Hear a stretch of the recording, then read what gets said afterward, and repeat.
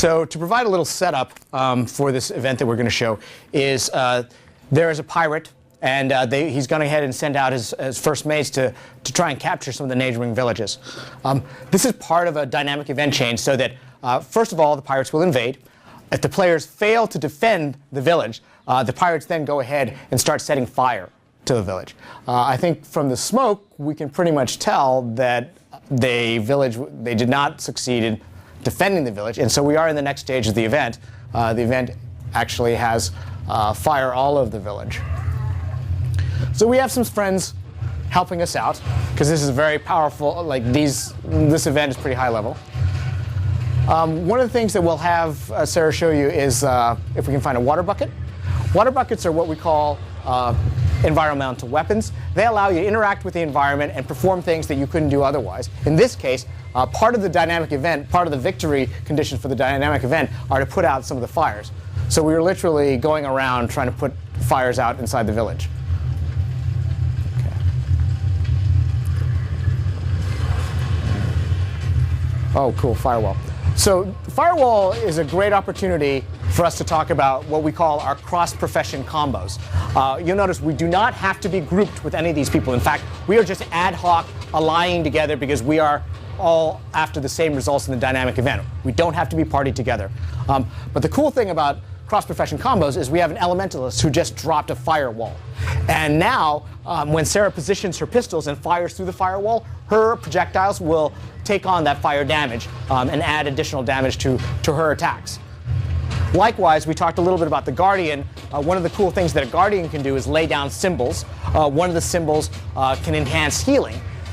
The interesting thing that happens there is that if a thief were to go ahead and fire her pistols through that symbol, her bullets would carry that healing buff with them, so that any players who are near the mob when they get hit by the bullets get a healing buff.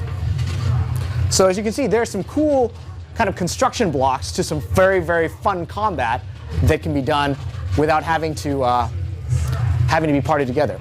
Here what we're showing is our down state. The down state, you do not die initially in Guild Wars 2. What you do is you enter a down state. From the down state, you get a new health bar, a limited health bar that starts ticking down, as well as a selection of skills that have the potential to defeat an opponent. If you are able to, in that last-ditch attempt, defeat that opponent, you will rally and spring back up. You will not go back to a waypoint to res. Likewise, one of the things that was shown just now, one of the players we were with tried to do, is revive us. The other important thing about our combat is, like I mentioned, we have no dedicated healing class. We felt it's very important that players be able to get back into the action really quickly. They don't have to sit around waiting for a healer to show up. Every profession has the ability to self-heal, as well as do several of the opponents have other ways of healing their people in their group. The other thing is that players, as you'll see here, oh, maybe not, because they both got knocked down. But what you see here is a player trying to revive us. And all players can revive other players. Again, oh, they're trying. They're really trying. They're so close. Oh. Oh, there's just a chain. Yeah. Sometimes this is what happens. And he came in for the kill. But in a less difficult area, that other player would have been able to revive us. Again, it's not anything that's specific to any one profession.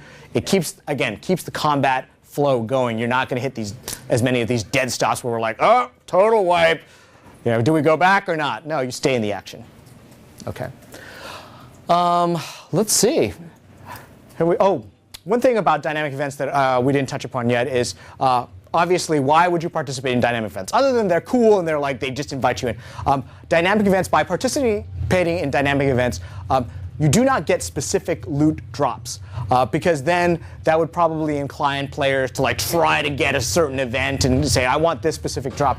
Instead, by participating in dynamic events, you accrue an in-game currency called karma. You acquire enough karma, you can turn those in for some very valuable rewards in the game from vendors.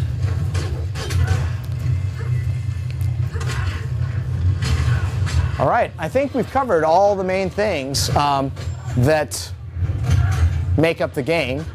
The only thing that I can think of that we didn't have time to show you relates to personal story. It really does drive home this notion of consequences, is that in Guild Wars 2, we demonstrated it in our previous demos, every player has a home instance. And a home instance is not just a single building. It is, in fact, an entire neighborhood with several buildings and structures and NPCs in there. By choices that you make in your personal story, you can determine which NPCs are present in your home instance. Are there buildings that appear in your home instance or not? Likewise, monuments to your greatness would appear in your home instance.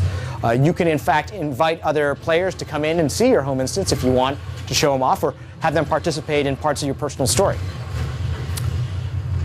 So I believe with that, we've shown almost everything we had to for this demo. I appreciate your time, and thank you for your interest in Guild Wars 2.